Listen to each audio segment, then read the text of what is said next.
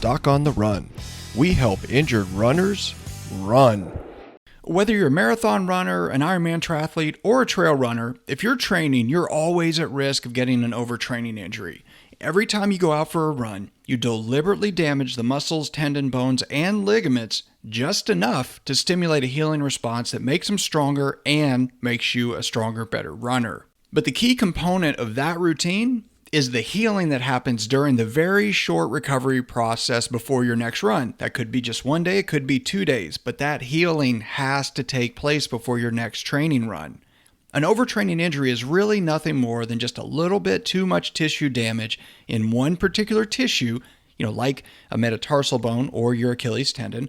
And if that tissue doesn't fully repair itself before you injure it again with your next workout on your training calendar, that's when you get an overtraining injury. That's when muscle soreness turns into a muscle strain.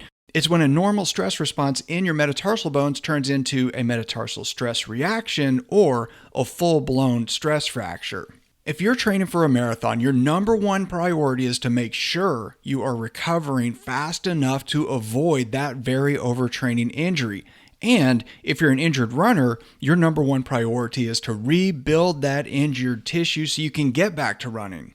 I get asked all the time from runners who are injured, who call me, who want to know what they need to eat in order to rebuild that tissue and get back to running. And recently I was thinking about how it's not really so much what you eat as how often you eat. I mean, as a great analogy, just think about how you keep your system intact, how you keep moving forward when you're doing a marathon or an ultra marathon.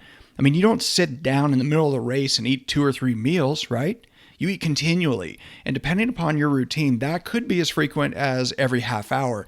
Maybe you eat every 45 minutes during a marathon, or maybe you just take in a gel once an hour or so.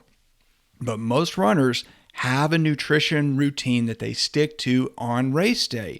And the most important part of race day nutrition is consuming enough calories to keep everything running and keep you moving. And you have to do that very, very consistently at even intervals. Now, when you've been injured, your biggest thing that you have to focus on is to make sure that you're keeping the building blocks of that repair system of rebuilding the tissue, that you keep those building blocks entering your system with enough frequency to keep everything building as efficiently as possible. And you can't run out of building blocks. You can't run out of nutrients. So we know when we're training, if you eat frequent meals, 3 times a day is fine. But if you're eating 5 times a day with much smaller meals, we know that you actually have a continual influx of nutrients and you can build tissue more efficiently.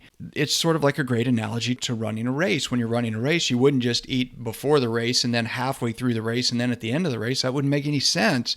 And if you can take in nutrients in smaller amounts more frequently throughout the day and hopefully in a wide array of nutrients, that will also help. You have to have antioxidants, you need vegetables, you need fruits, you need fats, you need carbohydrates, you need all of it. And so if you can do very small meals many times a day, it should keep your system regenerated and refueled the same way that you refuel yourself through the race. So think about whether or not that's something that you could modify. Is there a way that you could just add some small sort of super meals that you add in between your normal meals throughout your day so that you go from eating 3 times a day to eating 5 times a day just by preparing a stack of little, not huge, but little meals in some containers that you can take with you to work, that you can have at home and just get easily, mid-morning, mid-afternoon, sort of a super snack, if you will, that will really help keep your tissue on that rebuilding track. That's really the key. You've got to make sure that when you're injured, you're doing everything possible, and it is the little things that will make it possible to rebuild that tissue as quickly as possible so you can get over your overtraining injury and get back to running as quickly as possible. Doc on the Run. We help injured runners run.